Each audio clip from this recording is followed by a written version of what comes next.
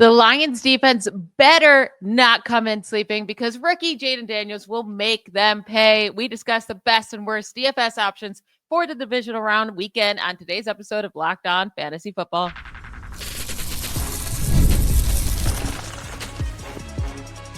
You are Locked On Fantasy, your daily NFL fantasy podcast.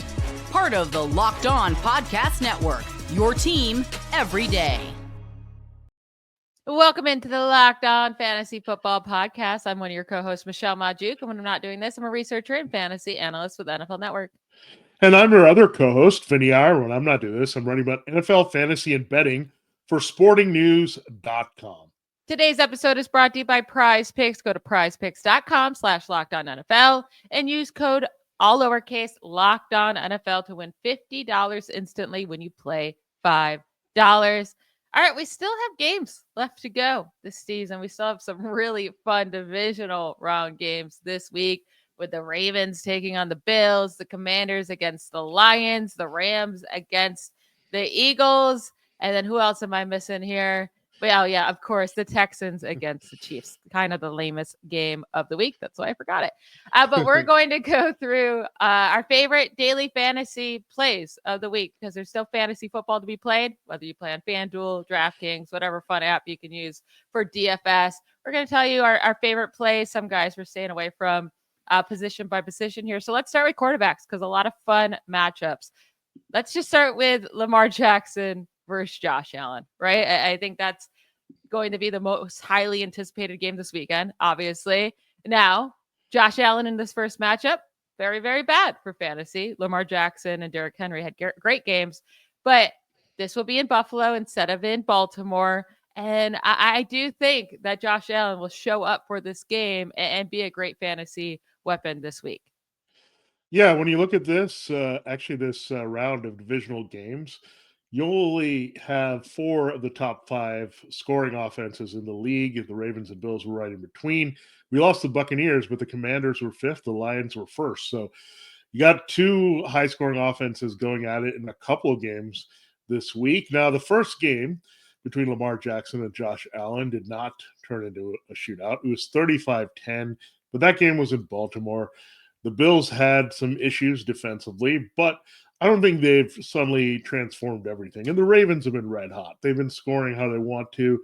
Derrick Henry is a noted Bills killer, so that's going to keep their offense going. So it comes down to Josh Allen because we know Lamar put up the numbers last time. We didn't explode, but when Derrick Henry takes over a game, you're not going to expect Lamar to explode, but he still had a couple of touchdowns, ran pretty well that first game. Now, Josh Allen didn't put up any numbers that you'd want to play a quarterback with in that first game. Didn't do it rushing, didn't do it passing.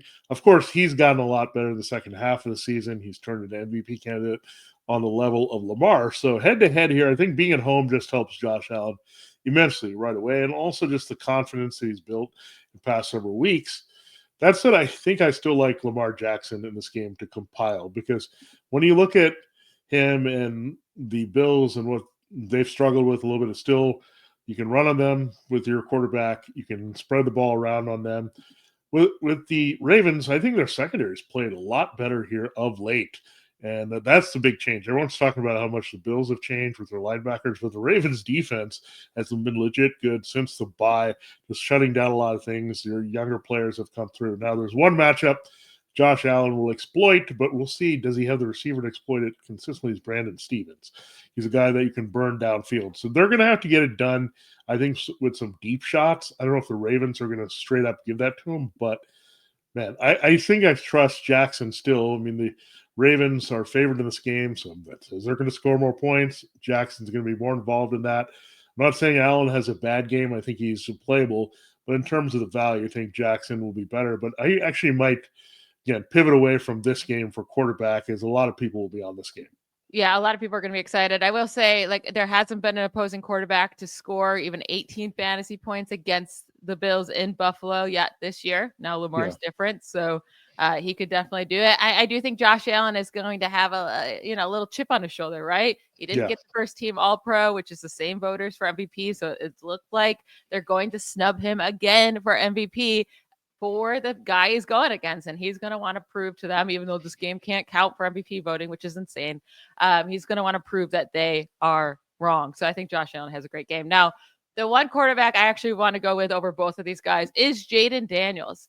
So we get Jayden Daniels versus Jared Goff against this Lions defense. It looked like they stepped it up in week 18, but then Sam Darnold just showed exactly who Sam Darnold was again in the wild card weekend with a huge, miserable game against the Rams. So it's hard to take that Lions defense too seriously, though, in week 18 when they were so bad leading up to that against the 49ers and the Bills and the Bears twice. So I think Jayden Daniels is going to get it done, and I think he's the best value in DFS this week. He's still the third highest cost behind Lamar and Josh Allen, but I'd rather go with Daniels over Lamar or Josh Allen.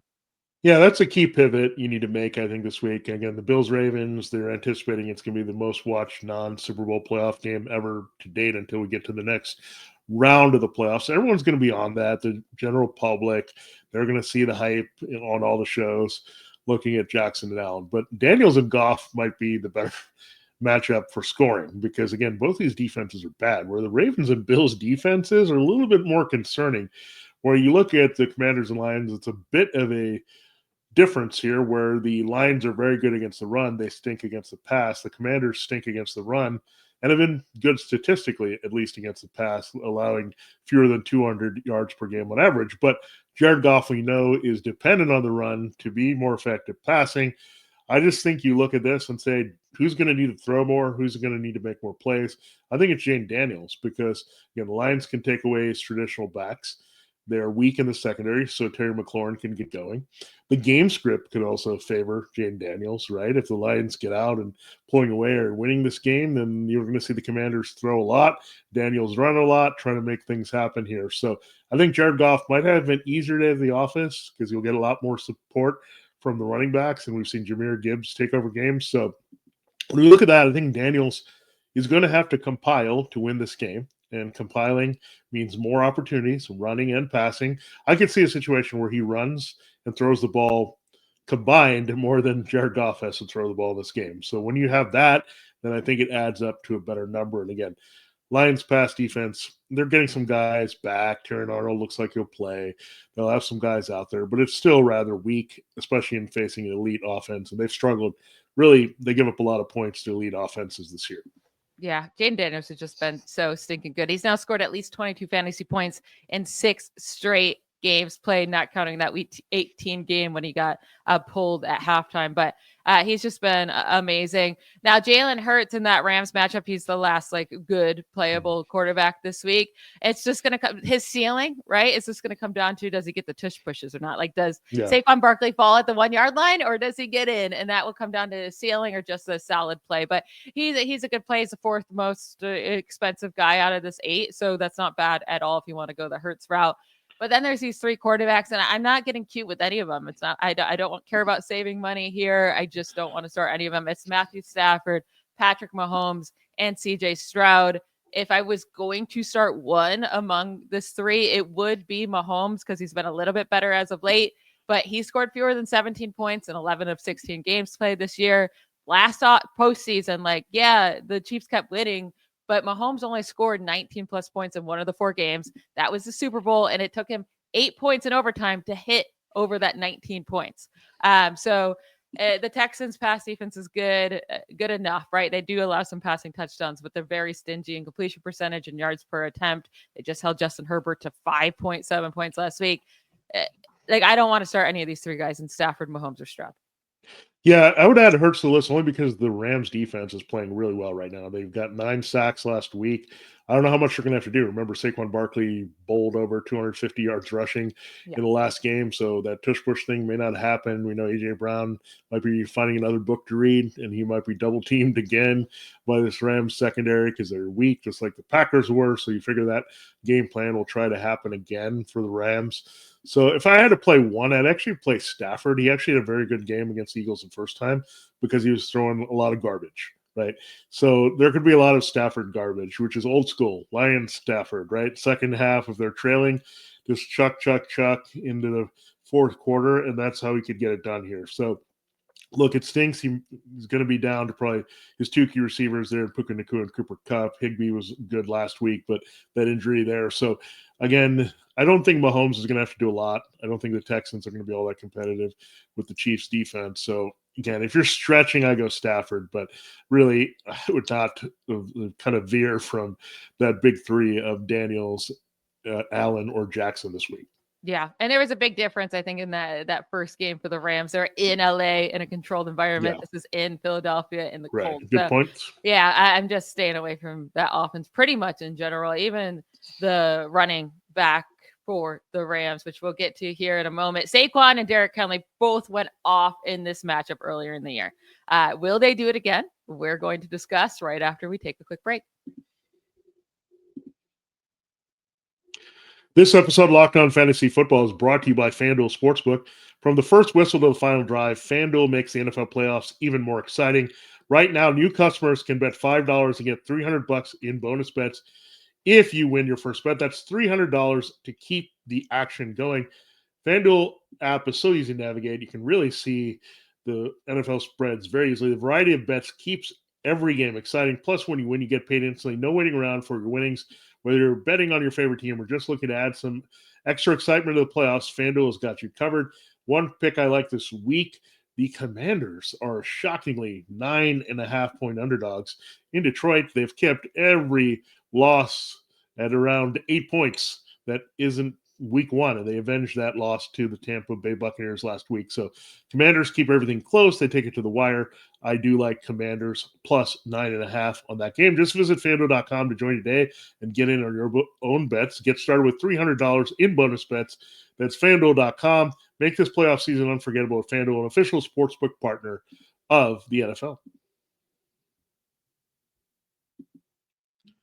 All right, Michelle, let's continue the show. We looked at quarterbacks and we basically broke them all down. This is what happens when you have a limited number of games to go with. Now, let's turn our attention to running backs. Last time we mentioned Saquon exploded against the Rams. Well, Derrick Henry exploded against the Bills.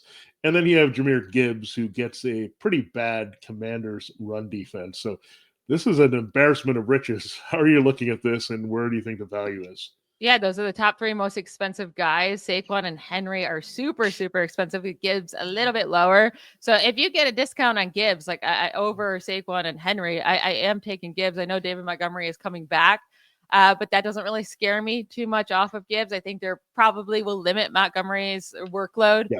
First game back, and Gibbs has been on absolute fire for this offense. He's put up over 150 scrimmage yards and at least a touchdown in 3 straight games. The Commanders have let Barkley and Bijan and Alvin Kamara and Rico Dowdle and Bucky Irving to all put up touchdowns against them.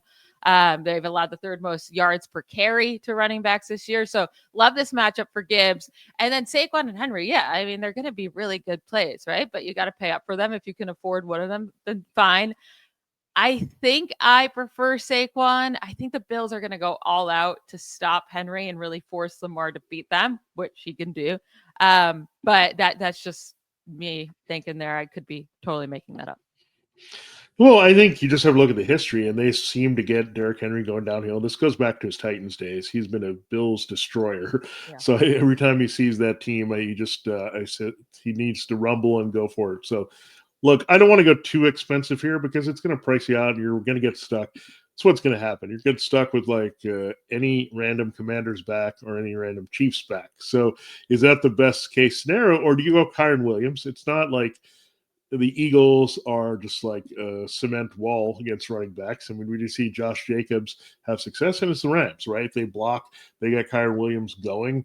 So I actually might go with our little podcast favorite, Kyren Williams, this week to try to get in the lineup just for a little bit of a pivot.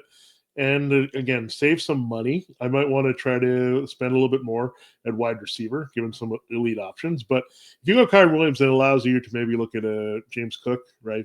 If you want to go there. And Cook, again, has a very tough matchup, but Cook scores, right? And that's what we're looking for.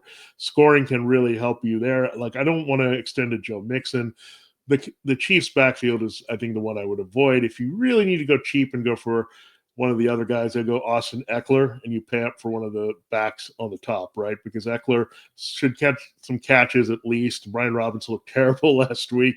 He was talking about stonewalled. I mean, he was going nowhere. I don't think he'll have a lot of success running the middle. So that's how you have to play it this week. I would not go Chiefs back again. Expensive back in Eckler, or go in the middle right there where Williams and Cook have been workhorses and have produced all season long. I will say, I think Kyren Williams is one of my least favorite plays in this slate of the weekend. Okay. He's the fourth most expensive running back at $7,700. Now, he is a good bit cheaper than the top three in Saquon, Henry, Gibbs. So there is a drop off there. But the thing with Kyren Williams is he's been very steady. He's been a reliable fantasy producer, but he has not had blow up games. Like, that's just not what he's offered this year. And when you're in a contest like this, if you're playing in a FanDuel contest, you kind of need those blow up games. He's only scored 20 points in 3 games this season, and that was in full PPR, and you only get half PPR scoring in FanDuel if that's what you're playing on. He scored just 11.2 fantasy points against the Eagles just in week 12, and that was in LA, not in Philadelphia.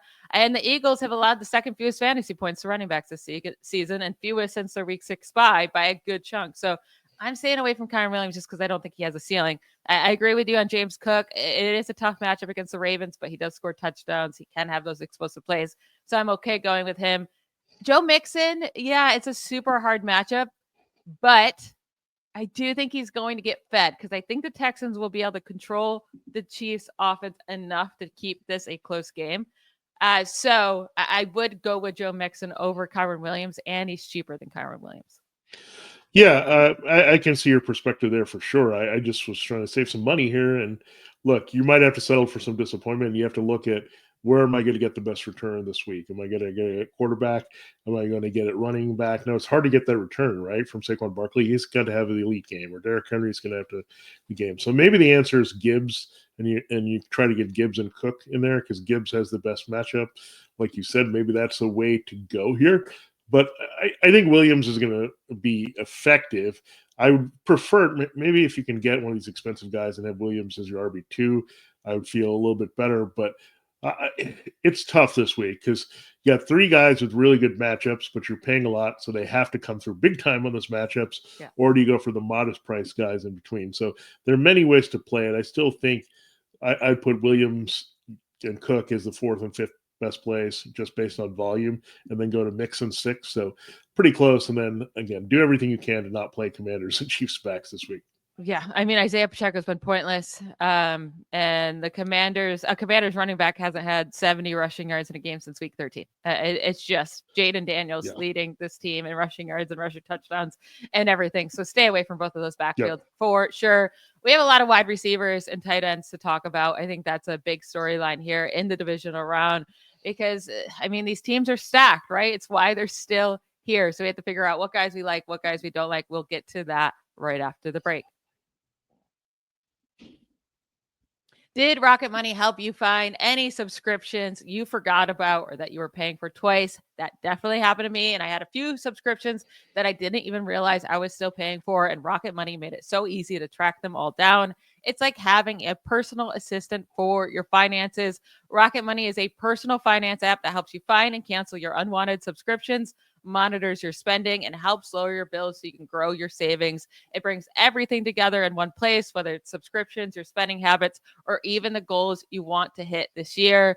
Their best feature definitely has to be that subscription tracker. I mean, how many times have you gone in, done that free service for that week, and then forgot to cancel, and you've been charged now for a year, right? Well, Rocket Money will help you find those and help you cancel those services so you're not getting charged anymore, and it'll save you a lot of money in the future. You can cancel any of your unwanted subscriptions and reach your financial goals faster with Rocket Money. Go to rocketmoney.com/lockedon today. That's rocketmoney.com/lockedon. rocketmoney.com/lockedon. All right, we told you that we think this Lions and Commanders game could be maybe the highest scoring game of the week instead of where everyone thinks about with the Bills and Ravens. So that means we expect these wide receivers and skill players to be putting up points, right? So let's compare the top wide receiver in both of these teams, Amon-Ra St. Brown or Terry McLaurin. Who do you like better this week? I think Terry McLaurin might be the best DFS play of the week.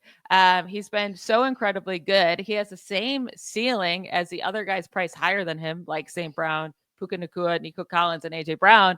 But he has the best matchup of them all against the Lions. So I think Terry McLaurin's I'm getting him in my lineups this week. Yeah, he should get peppered with targets quite a bit. And it comes down to the Commanders not having a lot of consistent options. We'll see how it plays out with Terran Arnold. I mean, he's not a shutdown guy yet. He's just a rookie. But we'll see how that plays out in the secondary. There's also no Carlton Davis anymore.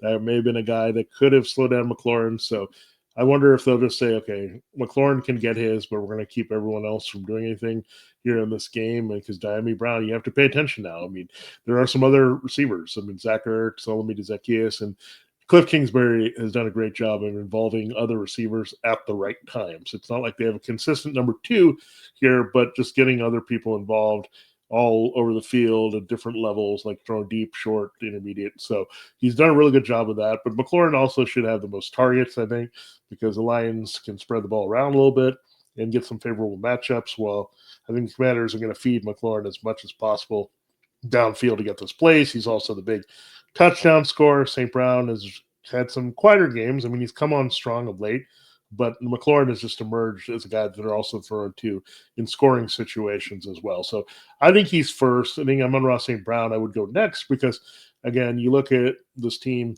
they got Marshawn Lattimore. I don't know how much Lattimore is going to go and try to stop him inside. Probably not all that much. So Jameson Williams might be contained here. So we're starting to realize, okay, is it a St. Brown game or is it a Williams game? We've been kind of weighing that. So I think it's a St. Brown game in the slot.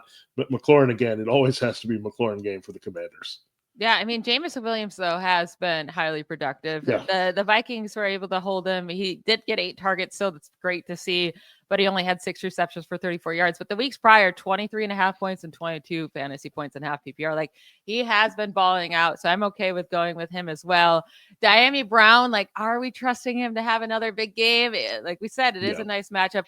For some reason, I'm still holding on to Olamide Zaccheaus, though. Like, I think it would be him that I'd rather like use as a sleeper this week because Diami Brown, it just came out of nowhere, right? He's been on the field the same amount of time pretty much this entire season and at least the second half of the season, and he wasn't doing anything. So it's not like I really want to chase that production from last week. And then with Zach Ertz for the Commanders, like I just think the corners are so bad for the Lions. There's not really a need for Zach Ertz in this game, and the Lions have been so good at covering tight ends. They've allowed the fewest points to tight ends this year, only 3 receiving touchdowns allowed to tight ends. And there's only 2 tight ends have scored more than 10 fantasy points against the Lions in a game this year. Only 1 more than 11 points. And it was George Kittle, 15. And I don't think Zach Ertz is, George Kittle level anymore in his career. So if I'm going to go with a tight end in this game, both hard matchups, but I'm going to go with Sam Laporta, who's been really stepping up as of late. Yeah, I'm going to make an addendum to is it a St. Brown or Williams game? Is it an inside game or an outside game? And I think it's an inside game for Lions. A lot of stuff is going to open up in the middle of the field. That means it's old school to what Jared Goff did last year, St. Brown and Laporta when Williams was not available for much of the season. I think that big play element, the Commanders will contain that again. Their pass defense, by the numbers, is good at limiting yardage and damage. They do get scored upon quite a bit because you can run on them. But that tells me you want Sam Laporta in there, maybe some 12 personnel looks, not trying to stretch the field, being more methodical. Also, to keep the Commanders' offense off the field. I think you'll want to keep the blockers in there and work and just be short to intermediate pass game, playing off the running game. So that's where I'm going here. Laporta and St. Brown, a little bit more than Williams. And then Terry McLaurin pretty much has a big game, and everything else is trickled down by committee for the Commanders. Now we have 3 wide receivers playing in the same game that all did not have good wildcard games at all. Puka Nacua, AJ Brown, Devonta Smith. I know Puka had a good game last time he faced them, but the Eagles have not allowed wide receivers to do anything against them at home this year, especially since the week 6 bye. The 2, like Malik Neighbors and Wan'Dale Robinson, had decent games. So that was in week 18 when the Eagles were resting their starters. So I'm not going to count that. I don't like Puka or Cooper Kupp in this game. I don't want to pay up for Puka. It's really the issue. If he was cheap, then sure. But I don't want to pay up for Puka. AJ Brown, I actually think he's going to have a big game because, reading his book on the sideline, pouting. I know he says he always reads his book, but this is a big storyline. Pouting. I think the squeaky wheel gets the, what is it? Gets the oil. I always mess up that. Grease, Say, something like that. Whatever you want to say.